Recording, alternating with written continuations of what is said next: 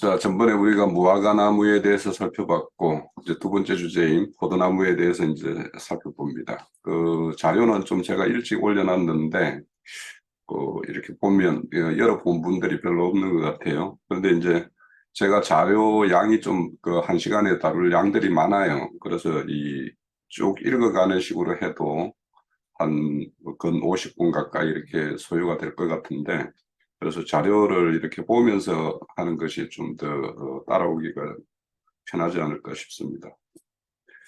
자, 포도나무는 이제 성경에서 포도나무는 처음 언급되는 게 노아가 새 땅에서 농사를 지어서 포도주를 마시고 취했죠. 그래서 그 장막에서 뻗은 채로 잠들었다가 이를 먼저 보고 고자질한 그 아들 함, 그리고 그 함의 아들인 가나안이 저주를 받는 사건으로 우리가 이제 알고 있습니다. 그때 이제 처음으로 포도주가 이제 언급이 되고 있어요. 이 포도나무는 팔레스타인 지역에 오래전부터 이제 재배가 되어 왔는데, 이 포도나무는 이 뿌리를 굉장히 깊게 내리기 때문에 땅이 이렇게 건조하거나 이렇게 산악 지역에서도 이렇게 비교적 다른 어떤 나무들에 비해서 잘 자라고, 그리고 그 가시를 이렇게 얻을 수 있는 어떤 그 열매 있는 나무이기 때문에 많은 재배를 하고 있었습니다. 따라서 포도나무는 무화과나무와 감람나무와 함께 팔레스타인 지역의 3대 유실수로서 성경에서 많이 언급되고 있고, 언급될 수밖에 없는 그런 어떤 포도송이 이런 어떤 모양들이 시사하는 바가 많이 있죠. 자, 우리 계시록 6장 6절에 보면 아주 기근의 재앙이 임한 어떤 그런 상징적인 말씀이 있는데, 그럼에도 불구하고 감람류와 포도나무는 해치지 말라 하는 말씀이 나와요. 내가 내 생물 사이로 나는 듯한 음성을 들으니 이르되 한 데나리온의 밀 한 대요 한 데나리온의 보리 석 대로다. 또 감람류와 포도주는 해치지 말라 하더라. 이렇게 말씀이 있는데, 그러니까 육신의 어떤 혹독한 어떤 시련을 상징하는 그 기근이 임하지만 감람류와 포도주는 해치지 말라 이렇게 말하는 것은 감람류와 포도주가 그 상징하는 것이 있겠죠. 우선 이제 감람류 하면은 이제 성소의 어떤 덕을 밝히는 어떤 기름으로서 이제 쓰이는 것과 이 감람류를 또 간유를 만드는 중요한 재료로 쓰이고 있죠. 이런 어떤 감람류의 어떤 것과 또 포도주로는 이제 이거는 우리가 전제를 드릴 때, 제사의 마지막 전제를 드릴 때 그 포도주를 이렇게 부어서 드려요. 그러니까 어떤 제사의 어떤 마침이 되는 어떤 그런 데 사용되는 어떤 제물이 되죠. 그래서 이런 어떤 그 중요한 어떤 그런 영적인 어떤 의미가 있기 때문에 이걸 잘 보관. 그러니까 육신적으로는 어떤 보리와 이 밀이 이렇게 기근이 왔다 하더라도 영적인 어떤 이런 양식들은 하나님께서 이렇게 보존해 주시는 어떤 상징으로도 이렇게 표현할 정도로 그렇게 포도주가 그렇게 쓰입니다. 그만큼 포도나무는 포도나무 자체와 포도송이 또 포도주 등으로 이렇게 우리 성경 정근에 이렇게 비유적으로 묘사하고 있는데, 포도나무는 포도나 포도송이로 이렇게 그냥 직접적으로 열매를 이렇게 대신해서 이렇게 표현하고 하는 경우도 많이 있어요. 포도나무는 역시 이제 무화과나무가 선민 이스라엘을 상징했다라고 하면 이 포도나무도 선민 이스라엘을 상징하는 표현으로 사용이 돼요. 그 대표적인 건 몇 군데 한번 찾아볼게요. 시편 80편입니다. 시편 80편. 제가 그 구약 성경 찾아보니까 862면 정도에 있어요. 여기에 보면 주께서 한 포도나무를 애굽에서 가져다가 민족들을 쫓아내시고 그것을 심으셨나이다. 주께서 그들 앞에 가꾸셨으므로 그 뿌리가 깊이 박혀서 땅에 가득하며 그 그늘이 산들을 가리고 그 가지는 하나님의 백향목 같으며 그 가지가 바닥까지 뻗어 넝쿨이 강까지 미쳤거늘 주께서 어찌하여 그 담을 허무시사 길을 지나가는 모든 이들이 그것을 따게 하셨나이까. 숲속의 멧돼지들이 상해하며 들짐승들이 먹나이다. 이런 표현에서도 그 주께서 한 포도나무를 애굽에서 이렇게 가져다가 심으셨지 않았냐 이렇게 표현을 해요. 그러니까 그렇게 이스라엘의 어떤 상징에서 표현하고 있죠. 그리고 이것들을 정성들여서 이렇게 하나님께서 가꾸셨는데 어찌하여 지금은 그 담을 허물어서 모든 이들이 따먹게 하시고 심지어 들짐승들이 이렇게 상하게끔 하십니까? 이렇게 하는 어떤 탄원하는 어떤 말씀과 같은 시편 기자이죠. 자, 이렇게 선민 이스라엘을 상징하는 표현이 있고요. 또 호세아서 10장 1절에도 보면 이거는 구약성경 1265면입니다. 이스라엘은 열매 맺는 무성한 포도나무라. 그 열매가 많을수록 제단을 많이 하며 그 땅이 번성할수록 주상을 아름답게 하도다. 자, 이스라엘이 이렇게 북이스라엘이 번성기를 맞을 때가 있었죠. 그런데 그때마다 오히려 이 이스라엘이 더 하나님을 버리고 더 패역한 일로 이렇게 가는 거, 이런 것들을 이제 호세아 선지자가 책망의 말씀으로 하고 있어요. 그래서 이스라엘이 번성할수록 이렇게 우상 숭배로 이렇게 떨어지는 것들은 그들의 어떤 풍요가 하나님께서 주신 어떤 그런 은혜의 어떤 산물로 여기지 않고 이방인 신들에 의해서 자신들이 이렇게 이런 것을 얻고 누린다라고 이렇게 생각을 하고 있었기 때문에 그래서 이방인 신들을 섬기는 쪽으로 더 열심을 내는, 그래서 길갈과 베델과 단에서 이렇게 제사를 드리다가 이제 부엘세바까지 내려가서 제사를 드리자 이렇게 막 겉으로 드러나는 모양은 더 열심을 내는 듯하지만 속으로는 그들이 빈부의 격차가 심하고 그래서 가진 자들이 없는 자를 더 학대하고 이렇게 하는 어떤 북이스라엘의 어떤 실상이었던 거거든요. 자, 이렇게 이런 어떤 호세아 선지자의 어떤 말씀을 보더라도 우리가 어떤 물질의 풍요가 우리의 어떤 신앙을 더 좋은 신앙으로 담보하지 않는다. 오히려 이런 그 예로 보면은 물질의 풍요가 오히려 사람을 하나님으로부터 멀리 떠나게 만드는 그런 원인이 되는 것도 이제 이렇게 볼 수가 있어요. 또 에레미야 49장 9절에 보면 그 바벨론을 들어서 이제 남유다를 하나님이 이제 그 징계를 하려고 해요. 그런데 이제 그때 표현이 뭐냐 하면 포도를 거두는 자들이 내게 이르면 약간의 열매를 남기지 아니하겠고 밤에 도둑이 오면 그 욕심이 차기까지 멸하느니라 이렇게 말씀해요. 그러니까 바벨론을 포도 거두는 자들로 이렇게 표현을 하고 있어요. 그러면 이제 포도가 남유다를 상징해서 이 포도에다 비유하고 있겠죠. 또 그 하나만 더 찾아보면 요엘서 3장 13절에 보면 너희는 낫을 써라 곡식이 이것도다 왓을 밟을지어다 포도주 틀이 가득하게 차고 포도주 독이 넘치니 그들의 악이 크미로다 이런 말씀이 나와요. 그러니까 그들의 어떤 이스라엘의 어떤 실상을 포도주 틀에 이렇게 짓밟힐 어떤 그런 대상으로 이렇게 묘사를 하는 표현들이죠. 자, 이스라엘 민족은 이처럼 일상은 포도와 뗄 수 없고 아주 밀접한 관계에 있기 때문에 포도와 포도나무 그리고 포도주를 들어서 이렇게 하나님의 어떤 뜻을 전달하는 이런 표현에 많이 등장을 하고 있습니다. 이런 이유로 이스라엘 사람들은 누구나 포도나무를 재배하였고 풍성한 수확을 이들에게 안정과 평안과 번영을 갖다주는 좋은 나무로 이렇게 인식을 하고 있어요. 그래서 5월을 전후해서 이렇게 가지를 치고 손질을 하고 그래서 6월 7월에 되면 가을이 이제 익기 시작을 해서 8월 9월이 되면 본격적으로 이제 수확을 하게 됩니다. 자, 이런 어떤 그 포도의 어떤 그런 것을 포도원 이런 것들을 이런 누림의 상징으로 이렇게 표현하는 것들이 있어요. 그걸 한 군데 찾아보면 여호수아서 24장 13절에 보면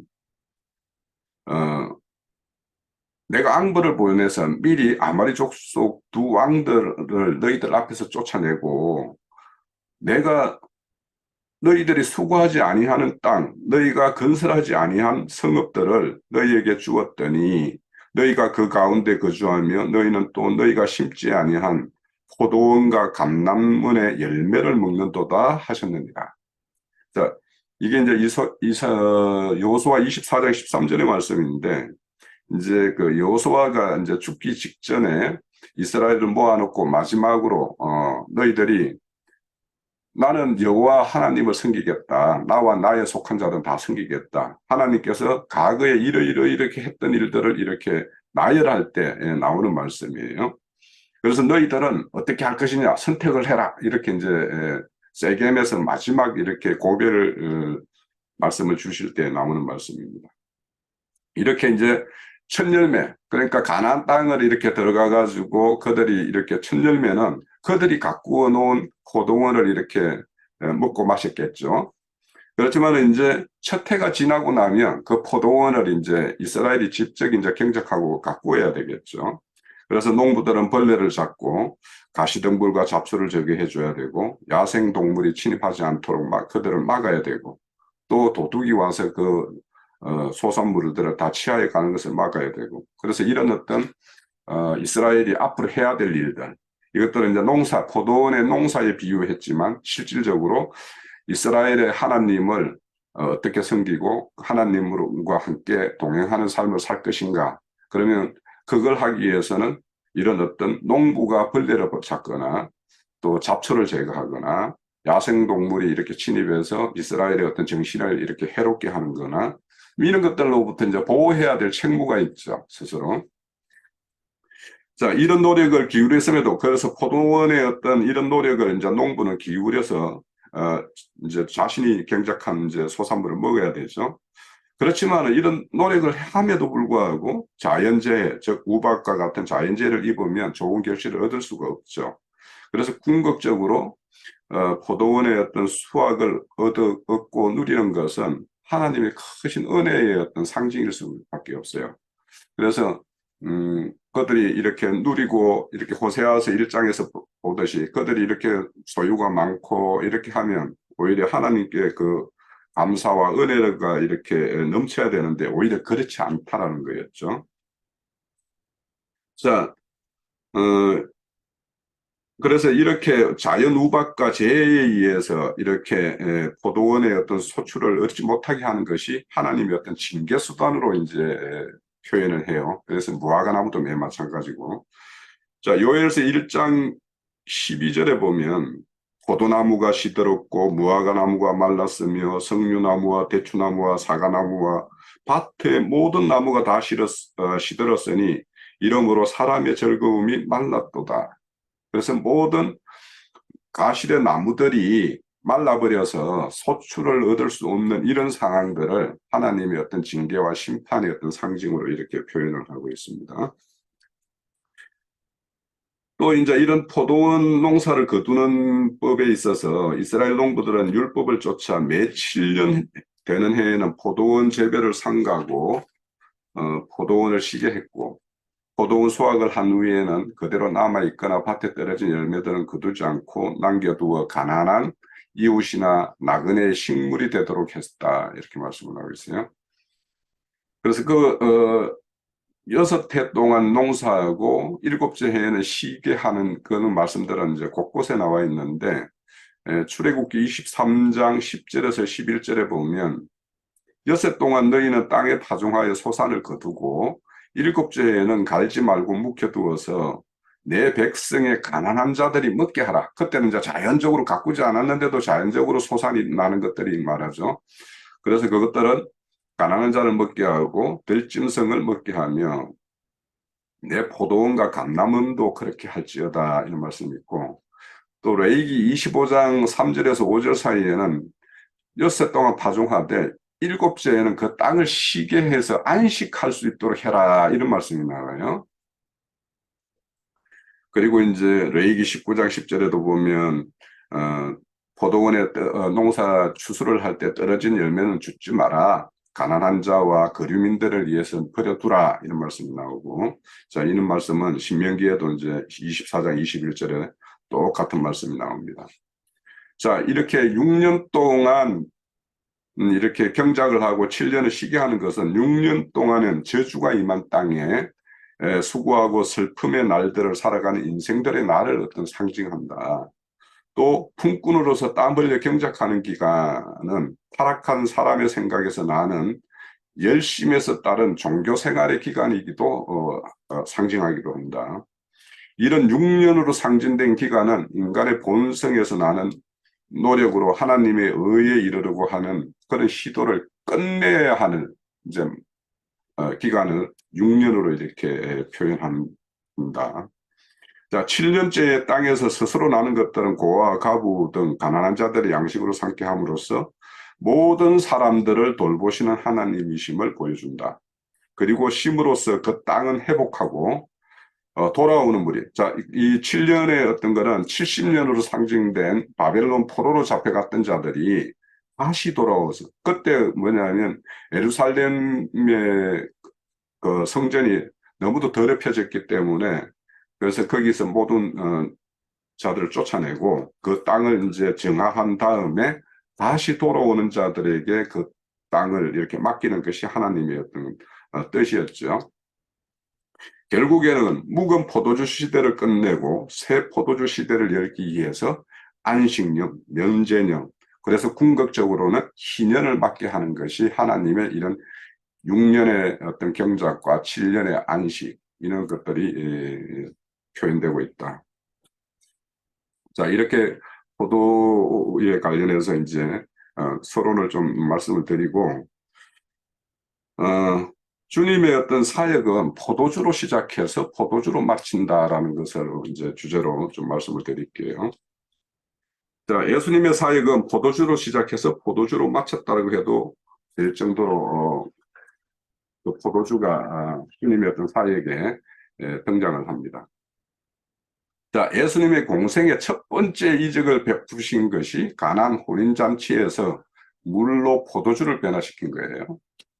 자, 요거는 그 요한복음 2장에 나오니까 시간 되시면 요걸 펴서 요 말씀을 보면서 보면 좋겠죠.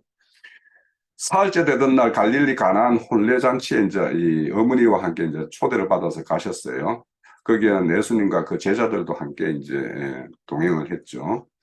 포도주가 떨어져서 이제 예수님의 어머니가 그 사실을 알고 예수에게 포도주가 없다라는 것을 이제 예수께 알려주죠. 그러니까 예수님이 여자여 나와 무슨 상관이 있냐 이렇게 반문을 하죠. 내 때가 아직 이르지 않았다라고 이런 말을 합니다. 그런데 이제 그 예수님의 그 말을 듣고도 어머니가 하인들에게 너희가 무슨 말을 하든지 그대로 시행을 해라 이런 말을 이제 하인들에게 주의를 시키죠. 그리고 이제 그때 이제 정결 예식을 위해서 항아리가 6개가 놓여 있었는데 그 예수님께서 물을 채우라 이렇게 하죠. 그래서 그 물을 채우고 그 이제 동을 항아리를 연회색으로다 이제 옮겨요. 그렇게 그 포도주를 이제 맛보게 하죠. 그래서 연회장이 알지 못, 이 포도주가 어디에서 났는지 알지 못하지만 하인은 알았다 이렇게 표현을 하고 있고, 자, 그런데 이제 그 보통이면 포도주가 좋지 않은 걸 먼저 내고 좋은 걸 먼저 내고 좋지 않은 것을 뒤에 내는데 지금의 상황은 이전의 어떤 포도주보다 지금 새롭게 나온 포도주가 더 맛있는 어떤 포도주인 것을 보고 이제 어떻게 그대는 지금까지 좋은 포도주를 이렇게 두었는가 이렇게 이제 묻죠. 자, 이 가나안의 혼인잔치에서 포도주 이적은 예수님을 믿는 신앙생활을 하면서 맛보는 인생들이 포도주처럼 달콤한 인생으로 전환한다. 뭐 이런 식으로 해석도 하고, 물에서 포도주로 바뀌는 변화는 우리 인생들이 믿음에 의해서 이전의 인생과 이제 이후의 인생이 이처럼 물이 포도주로 완전히 화학적인 변화가 일어나는 것처럼 이런 변화가 일어나는 것이다. 이렇게 이제 막 해석들을 한다라는 거예요. 이것들도 뭐 그러니까 이런 해석들이 전혀 뭐 맞지 않느냐 하면 뭐 일리 있어 보이기도 하죠. 자, 그렇지만 하나님이 행하시는 일의 결과가 사람의 인생을 바꾸는 것은 맞지만 표적의 사건을 통해서 특별히 교훈하고자 하는 것이 있는데, 이처럼 위에서 인생이 이렇게 달콤하게 바뀐다, 물이 포도주로 바뀌는 것처럼 우리가 완전히 화학적으로 바뀌어서 이렇게 다시 돌이킬 수 없을 정도의 어떤 변화가 있다, 뭐 이런 식으로 이런 인위적인 인간적인 해석을 한다라는 거예요. 그래서 이런 해석을 하면 이런 어떤 포도주와 관련된 그런 어떤 그 당시 상황, 혼례식장에서의 어떤 일어나는 어떤 일들의 어떤 그 유대인들의 어떤 간섭, 이런 것들을 알지 못하면 이런 해석을 얼마든지 해가지고 사람들에게 은혜를 끼쳤다라고 할 수 있다라는 거예요.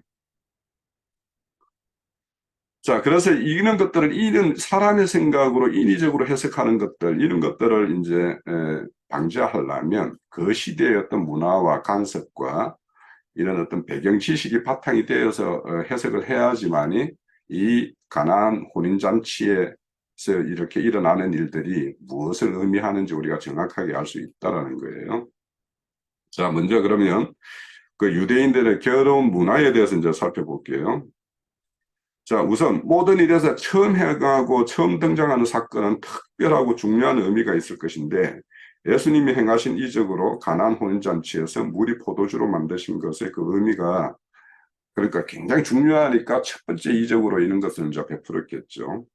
이 이적에서 포도주와 결혼식의 관계를 그 당시 시대의 어떤 결혼 문화에 대한 이해가 먼저 가져야지만이 이것이 의미하는 것을 정확하게 이해할 수 있다라는 거예요. 자, 우리가 잘 알고 있는 모하르 율법으로 알고 있는 것처럼 신랑이 신부의 아버지에게 신부의 몸값을 지불하고 신부를 자기 집으로 데려가는 것이 이스라엘의 이제 풍속이에요. 이것은 신랑이신 예수가 자기의 목숨을 값으로 지불하고 신부를 자신의 집으로 데려가는 것의 어떤 모형이다 이거예요.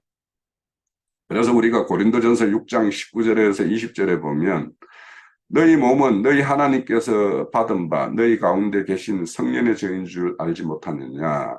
너희는 너희 자신의 것이 아니라 값으로 산 것이 되었으니 그런즉 너희 몸으로 하나님께 영광을 돌리라, 이런 말씀이 있고, 고린도전서 7장 23절에는 너희는 값으로 사신 것이니 사람의 종이 되지 말아라, 이런 말씀이 나와요.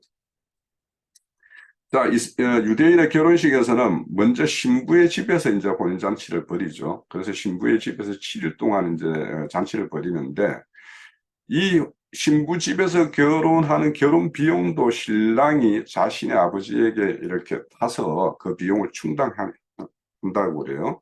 그래서 신부의 어떤 집에서는 이제 신부처의 어떤 일가들을 다 초청하고 마을 사람들을 이렇게 불러서 이렇게 성대히 이렇게 잔치를 치르게 되는데, 자, 요렇게 신랑이 신부의 집에서 먼저 치르는 7일 동안의 경비도 다 이렇게 지불해야 되는 거에 관련된 말씀이 사사기 14장에 보면 삼손이 블레셋 사람의 여자를 이렇게 취하고자 하는 어떤 그 말씀이 나와요. 그걸 한번 찾아보세요. 구약성경 386면에 나옵니다. 삼손이 딥나에 내려가서 거기에서 블레셋 사람의 딸들 중에 한 여자를 보고 올라와서 자기 부모에게 말하여 이르되 내가 딥나에서 블레셋 사람의 딸들 중에 한 여자를 보았사오니 이제 그를 맞이하여 내 아내를 삼게 하소서 하며, 그의 부모가 그에게 이르되 내 형제들의 딸 중에도 내 백성 중에 어찌 여자가 없어서 네가 할례 받지 아니하는 블레셋 사람에 가서 아내를 맞으라 하느냐. 아니 삼손이 그의 아버지에게 이르되 내가 그 여자를 좋아하니 나를 위하여 이 여자를 데려오게 하소서 하니라. 그러면 이제 데려오려면 신부집에 가서 잔치를 치러야 되죠. 그때 블레셋 사람이 이스라엘을 다스린 까닭에 삼손이 이 틈을 타서 블레셋 사람을 치려 함이라. 그러나 그의 부모는 이 일을 여호와께로부터 나온 것인 줄 알지 못하였더라. 그러니까 삼손이 이렇게 블레셋 여자를 취하여 아내를 삼고자 하는 것은 그 혼인식을 이렇게 빙자해서 블레셋 사람을 이렇게 치고자 하는 것이 이제 우선적인 어떤 이유였던 거죠. 자, 쭉 말씀이 흘러가서 10절에 보면 삼손의 아버지가 여자에게로 내려가며 삼손이 거기서 잔치를 베풀었으니 청년들은 이렇게 행하는 풍습이 있었더라. 그러니까 그 당시에 이런 풍속이 신랑의 아버지가 내려와서 그 신부집에 어떤 잔치를 이렇게 치르는 그 잔치 비용을 대어서 이렇게 하는 어떤 이런 풍습이 있었다라는 거예요. 자, 이처럼 이런 결혼식의 어떤 대미, 그러니까 이거는 이제 그 어떤 신랑 측에서 비용을 대는 어떤 그런 어떤 풍습이 있었다라는 것을 이제 찾아본 것이고요.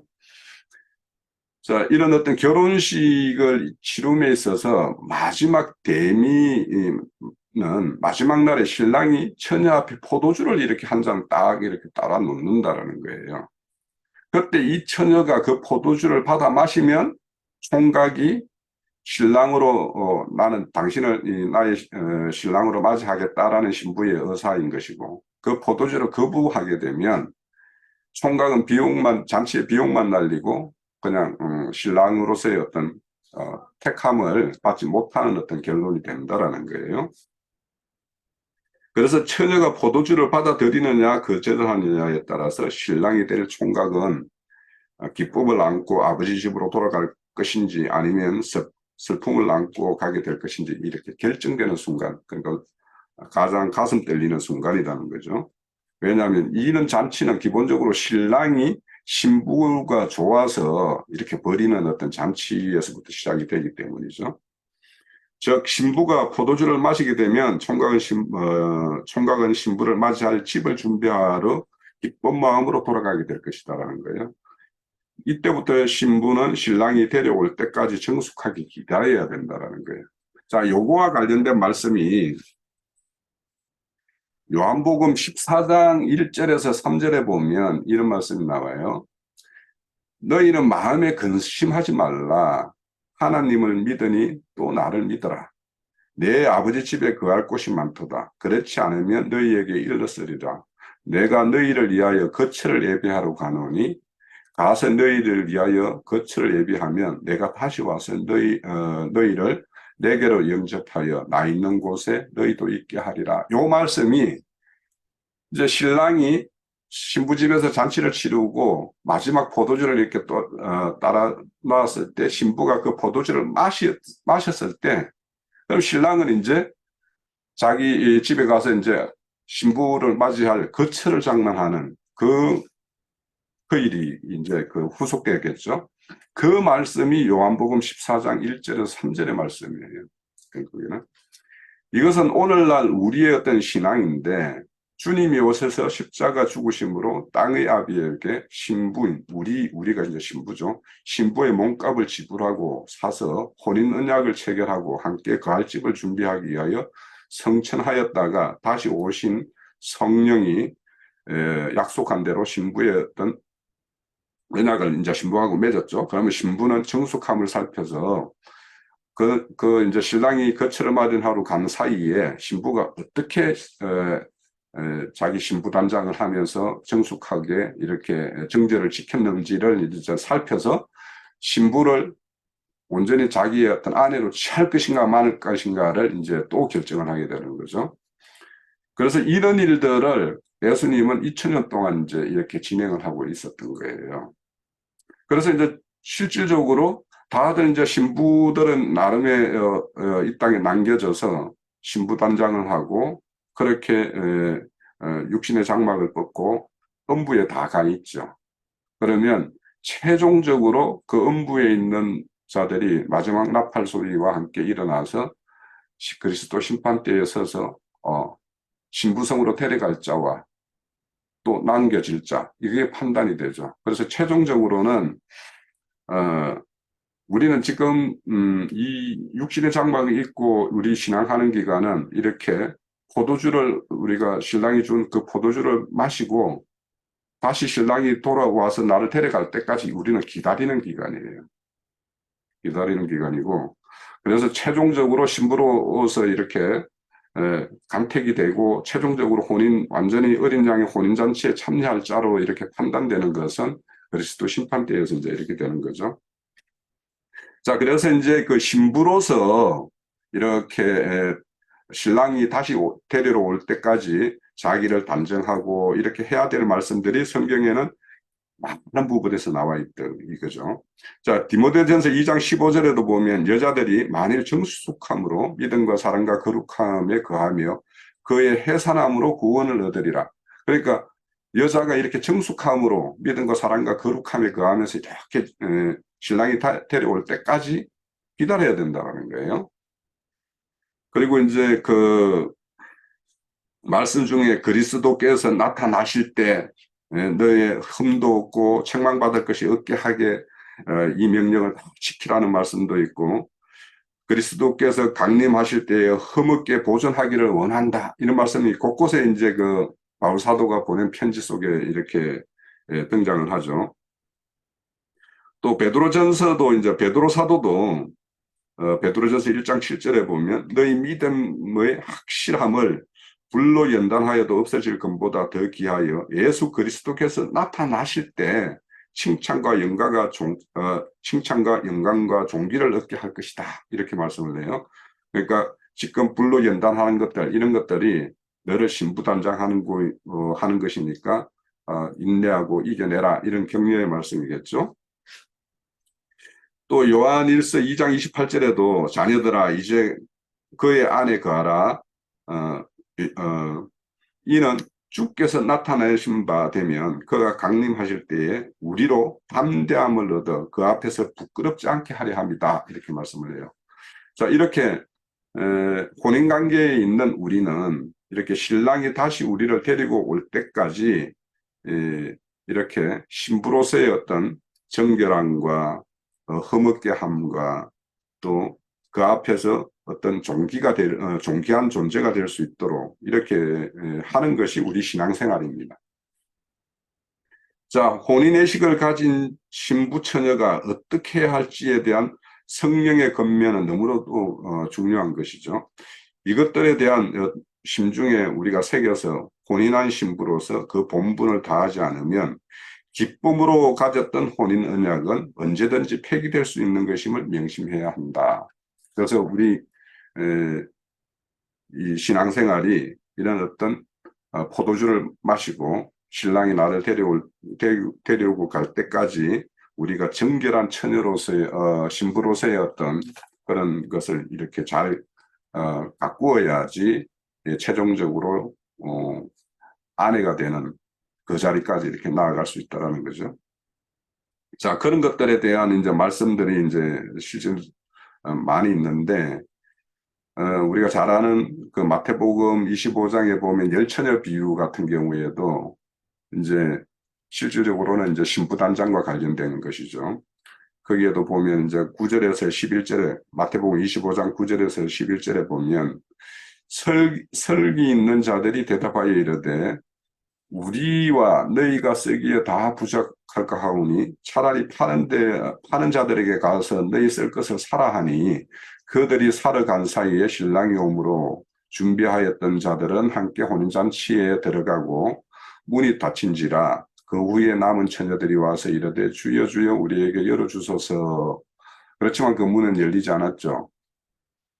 자, 이렇게 신부로서 이렇게 남겨진 자들이 무엇을 해야 될 것이 있다라는 거예요. 여기에서는 뭐 등과 기름이라고 이제 표현하고 있지만 우리에게는 이제 많은 어떤 서신의 편지에 보면 사도가 이렇게 당부하는 내용들이 있죠. 그런 것들이 결국에는 여기에 그 마태복음 25장에 등과 기름에 비유되는 그런 것들이죠. 우리가 어제 이제 디모데후서에 보면 때를 얻든지 못 얻든지 말씀을 전파하라.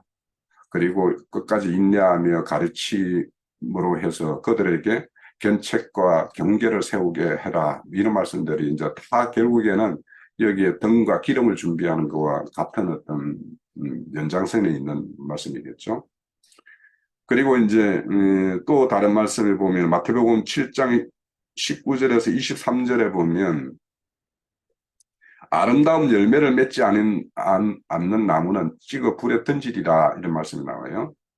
그러니까 결국에는 나무는 열매를 얻는 것이 목적이기 때문에 열매 없으면 이렇게 찍힘을 당하죠.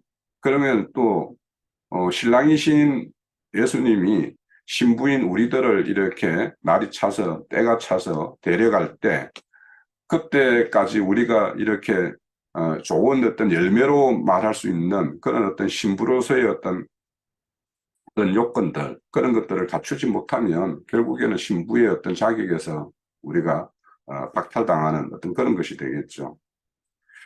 그래서 항상 여기도 보면 이제 7장 19절에도 여기 보면 그들의 열매로 안다라고 그랬어요. 그러면 신부는 신부로서의 어떤 요건들이 있겠죠. 그러니까 그런 것들이 안 되었을 때는 그 신부의 어떤 자격에서 이제 탈락하게 되는데, 그래서 우리의 오늘날의 어떤 신앙이라는 것이 그냥 우리 믿기만 하면 뭐든 천국이 이렇게 담보되는 것처럼 이런 것이 아니라 이런 요건을 갖춰야 된다라는 거예요. 그래서 우리가 이 땅에서 우리가 신앙하는 것은 우리의 뜻대로 행하는 것이 아니라 하늘에 계신 아버지의 어떤 뜻대로 행하는 이런 것이 이제 결국엔 열매일 것이고, 그것이 아니면 불법한 자다 이렇게 판단을 받게 되겠죠. 자, 성서시대에 신랑과 신부는 일정 기간 떨어져서 이렇게 지내는 어떤 정홍기간이 있어요. 그래서 지금 우리가 정홍기간에 있는 거죠. 보통은 1년이라고 그래요. 이 기간은 법적으로는 부부이지만 육체적으로는 처녀와 총각으로 마리아가 예수님을 잉태한 기간도 바로 이런 정혼기간이었어요. 이 정혼기간에 마리아가 이렇게 잉태한 것은 남자를 알지 못한다 이렇게 마리아가 말하죠. 그러니까 남자로 그 잉태한 것이 아니라 성령으로 잉태한 것을 이렇게 말씀을 하고 있는데, 그래서 예수님이 잉태한 기간도 바로 이와 같은 기간 중에 법적으로는 요셉의 아내와 같은 위치지만 법적으로는 아내와 같은 위치예요. 그렇지만 육체적으로는 남자를 알지 못한 처녀였다. 자, 유대인의 풍속을 알고 예수님이 이 땅에 오셔서 가나안 혼인잔치에서 물을 포도주로 만드신 것을 먼저 낸 포도주, 즉 먼저 이렇게 연회장에 나왔던 포도주가 있었죠. 이거는 모세를 통해서 주어진 조문의 율법, 정제의 직분을 가지고 있는 그 어떤 포도주였어요. 그래서 그것이 주님이 잔치가 끝날 때쯤에 물로 포도주로 변하여서 낸 맑은 포도주를 내죠. 그러면 이거는 이제 모세 율법에 의해서 주어진 정제의 직분이 이렇게 활동하는 그 시대가 끝나야지만이 예수님의 어떤 시대가 이제 시작되는 것을 상징하는 것인데, 그래서 섞인 포도주가 끝난 그 연회장에 주님께서 맑은 포도주로 낸 그 포도주를 이렇게 내셨죠. 그래서 그 포도주를 다 연회장에 있는 사람들이 그 포도주는 다 맛있는 포도주였다라고 평가를 하고, 그 연회장에 있는 사람들은 그 주님이 내신 그 포도주를 이제 다 마셨던 것이죠. 예수 그리스도로 말미암아 온 은혜와 진리, 즉 영과 의와 화목의 직분으로서 내놓은 그 새로운 맑은 포도주, 이 포도주를 이렇게 마신 자들은 하늘 도성에 이제 이르게 될 어떤 그런 요건을 갖추고 있는데, 그 요건이라는 것은 결국에는 남은 기간 동안 이 우리 육신의 장막을 입고 있는 교회 시대에 우리가 그런 어떤 신부로서의 어떤 요건들을 다 이렇게 만들어 가야 될 어떤 우리에게 주어진 기간이에요. 그러니까 우리가 육신의 장막을 입고 있는 기간이라는 것이 그냥 육신의 장막만 뻗으면 되지가 아니라 이 기간 동안에 신부로서의 단장을 마쳐야 되는 거예요. 자, 공생의 시작을 혼인잔치의 포도주로 시작했고, 최후의 만찬, 6월절, 마지막 6월절 만찬에 포도주를 이렇게 마시죠. 그래서 포도주 언약을 체결을 하죠. 그래서 이 신부와 신랑이 이렇게 혼인잔치를 했을 때 마지막 포도주를 신부가 마심으로 인해서 이 언약이 체결되는 것과 똑같이 주님이 유월절 마지막 날에 포도주를 이렇게 제자들에게 주어서 이렇게 마시죠. 그걸 마심으로 인해서 주님과 제자들 사이에는 이 혼인 언약이 체결된 거예요. 그래서 포도주로 시작하여 최후의 만찬의 포도주, 자기의 보혈의 보혈로 이렇게 마무리했어요. 그리고 처소를 예비하러 간다고 하시고 하늘로 이제 승천하시고 다시 재림하여 우리를 전우로 삼아서 이렇게 오셨죠. 자, 이것이 이제 혼인잔치와 예수님이 이 땅에 오셔서 인자로서 오셔서 했던 그 사역이 이렇게 연결이 되어 있다는 거예요. 이렇게 일목요연하게 연결해서 현재 우리가 하늘에 앉혀져 있으면서 주님과 함께 어떤 관계를 맺고 있는 그런 관계 중에 오늘 하루를 살아가는 것인가를 우리가 알아야 된다는 거죠. 주님이 인자로 오심은 신부를 맞으려고 잔치를 베푼 것인데, 그러면 모든 사람들이 자신이 낸 포도주를 받아 마셨어요. 마셔서 신랑으로 택함을 받기를 간절히 고대하고 있어요. 그러니까 주님은 지금 모든 이 사람들, 믿는 우리는 이미 포도주를 앞에 내어 주셨던 포도주를 우리는 받아서 마심으로 인해서 그분을 신랑으로 이렇게 맡겠다라는 이제 우리는 의사 표현이 되었고, 그래서 그 신부로서의 어떤 그런 가정을 이렇게 밟고 있는 중이고, 지금 믿지 않는 자들에게도 포도주를 이렇게 내놓고 그들이 예수님이 내놓은 포도주를 마시기를 학수고대하면서 주님은 지금 기다리고 있는 중이에요. 자, 그래서 이런 어떤 신랑의 낸 포도주를 신부가 마셔주기를 간절히 바라고 있는 것이 지금 현재 주님의 마음이에요. 자, 이런 풍속, 결혼 풍속에 대해서 조금만 이해를 가진다면 사람이 날 때부터 선택자와 유기될 자가 나뉘어져 있다라는, 그러니까 이거는 선택과 유기될 자가 나뉘어져 있다라는 이런 교리는 신랑에게 무슨 선택권이 다 있는 것처럼 되어 있죠. 그런데 이스라엘의 결혼 풍속을 보면 선택권이 누구한테 있어요? 신부에게 있잖아요. 그래서 신부가 주님을 신랑으로 맞을 것인가 말 것인가가 선택이 다 그렇게 되어 있어요. 그래서 요한복음 2장 1장 12절에도 영접하는 자, 그에게는 아들과 딸이 되는 권세가 주어진다라고 그랬죠. 그러니까 영접을 하고 안 하고는 믿는 사람들에 따라서 나뉘어진다라는 거예요. 그러니까 이런 것을 우리가 안다라면 장로교파에서 이야기하는 어떤 애정론이라든지 이런 것들은 이거와 너무도 정면으로 배치가 되고 있죠. 그래서 주님과 혼인관계의 선택권은 전적으로 신부될 사람들에게 주어져 있다는 사실을 알아야 된다. 물론 주님께서 신부가 이렇게 자신을 선택할 수 있도록 최선을 다하겠죠.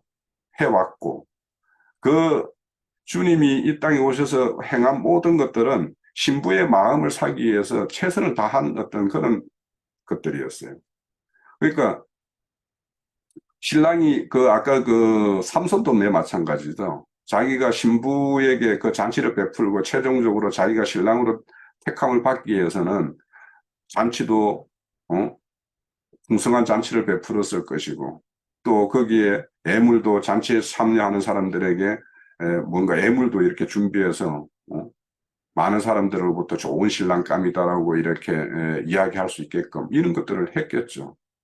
그러니까 우리도 지금 포도주 잔을 앞에 주님은 이렇게 포도주 잔을 진설을 해놨는데 그것을 마실까 말까 하는 사람들에게 신랑이신 예수님이 이러이러한 분이야, 이렇게 좋은 분이야 라고 우리는 그것을 그렇게 이제 설득하고 그 잔을 이렇게 마시기를 이렇게 부추기는 어떤 그런 활동을 우리가 하는 것이 우리가 전도 사역의 어떤 한 일면이죠. 자, 그래서 이런 어떤 주님과 혼인관계에 들어가는 것은 전적으로 사람의 어떤 선택에 있다라는 것이에요. 이런 걸 근거로 이제 이렇게 꼭 제시를 하면 이스라엘 민족을 이렇게 택한 거 있죠. 그러니까 이스라엘 민족은 하나님께서 택했죠. 그러니까 이런 것들을 들어서 그러면 구약의 이스라엘은 왜 하나님이 일방적으로 택했냐 이렇게 이제 반론을 제기할 수 있을 것 같아요. 그래서 이제 이런 그 반론을 제기하면은 우리는 이제 그 반론에 대해서 율법으로 인도하시는 여호와 하나님과 은혜의 법인 믿음과 성령의 법으로 하시는 그리스도 예수의 참 하나님의 일하심의 차이를 우리가 설명을 하면 될 것 같아요. 즉 우리 사람은 흙으로 지어서 참 연약한 사람들이에요. 그래서 한계를 가지고 있어요. 그 한계를 가지고 있는 사람이 율법을 온전하게 지키고 이룰 수는 없어요. 그런데 그 사람으로서는 할 수 없는 일들을 주님이 이 땅에 오셔서 대신 하신 것이 예수님이죠. 그래서 구약의 율법의 어떤 하나님과 신약의 우리의 어떤 우리가 할 수 없는 일을 대신해 주신 예수 그리스도의 어떤 차이를 우리가 설명을 하면 이스라엘이 왜 강권적으로 선택을 했고 신약에 와서는 그렇게 모든 것을 인간으로서 할 수 없는 일을 다 해놓으시고는 해놓은 그 예수를 신랑으로 맞으라 하는 어떤 그 신랑 그 하나님과 차이를 우리가 설명을 하면 충분히 이런 그 반박에 대해서도 우리가 설명이 가능하다. 그분이 우리에게 자유의 어떤 선택권을 맡겨 주신 것 이런 것들의 어떤 차이를 구약의 강권적으로 하시는 것과 자유자의 어떤 선택에 맡겨두신 어떤 그 차이를 우리가 설명하면 되겠다 싶습니다. 자, 오늘 그 포도나무에 대해서 첫 시간은 이제 이 정도로 준비된 자료를 맡았는데요. 포도나무에 대해서도 제가 한 3시간에 걸쳐서 좀 이렇게 할 계획인데, 첫 번째 시간은 이제 그 혼인잔치에 그 관련된 그 어떤 그 시대의 어떤 유대인의 결혼 풍습, 이 풍습과 주님이 인자로 오셔서 행했던 모든 일들이 이 결혼 풍습과 너무도 이렇게 잘 이렇게 매칭이 되어 있는 내용이다라는 걸 우리가 알고, 그래서 포도주의 어떤 택함, 그래서 우리는 그 포도주를 마셨고 그 포도주를 마신 자로서의 어떤 정결함을 이렇게 지켜야 될 어떤 신분에 있는 자 이런 것들을 우리가 알고 신앙생활을 이렇게 하면 최종 마지막 신부성에 데려가기까지의 우리가 어떤 신앙을 하고 어떤 자세에서 그 신앙을 해야 되는 건지에 대해서 우리가 좀 이해를 가질 수 있지 않을까 싶습니다.